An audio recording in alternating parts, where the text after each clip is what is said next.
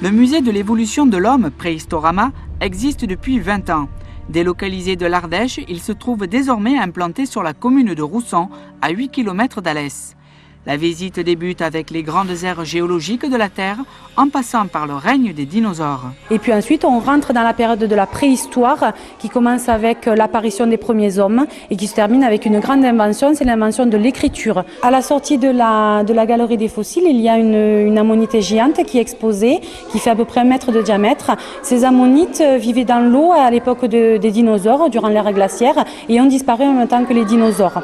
Donc, ce sont des céphalopodes, des animaux à tentacules, apparentés aux seiches et aux calmars.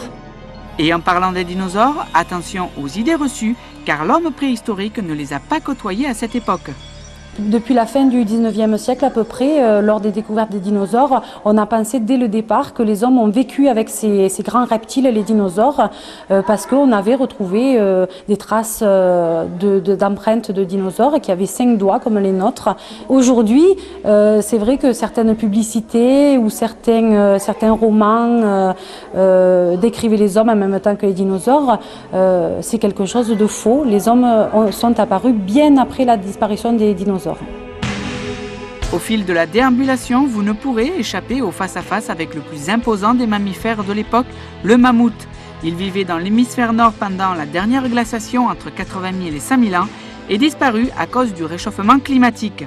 Le mammouth reconstitué au Préhistorama fait partie d'un des plus grands mammouths qui a été retrouvé congelé en Allemagne. C'est un mammouth mâle qui est âgé de 55 ans et qui fait 3,80 m au garrot. Animal également disparu à l'ère glaciaire, le rhinocéros laineux, dont vous pourrez admirer une des rares reconstitutions en France grandeur nature.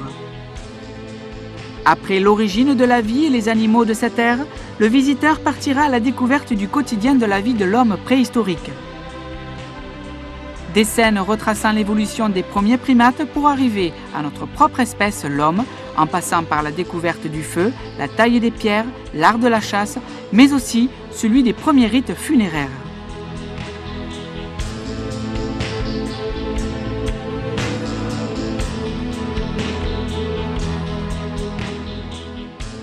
Chacune de ces scènes apporte de précieux détails sur les habitudes des hommes préhistoriques, mais la plus surprenante reste la mise en scène de Lucie, notre ancêtre à tous, la plus connue morte noyée il y a 3,2 millions d'années. Un musée qui ne laisse pas indifférent et qui étonne par la qualité de ses vitrines aux reconstitutions en taille réelle. On a vu au Préhistorama des personnes ressortir très émues du musée.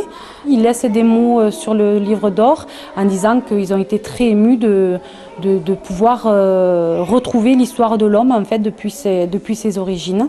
Voilà, et c'est quelque chose au Préhistorama aussi de très particulier, cette atmosphère dans un endroit un peu sombre où les lumières seules sont éclairées. C'est quelque chose également qui est contre le racisme puisque les gens peuvent découvrir également que les origines de l'homme apparaissent en Afrique et que nos ancêtres sont africains. Laissez-vous donc happer par cette spirale temporelle qui vous permettra de découvrir vos origines d'une manière très vivante et qui nous pousse à nous poser la question inverse: à quoi pourrions-nous ressembler dans 80 000 ans ?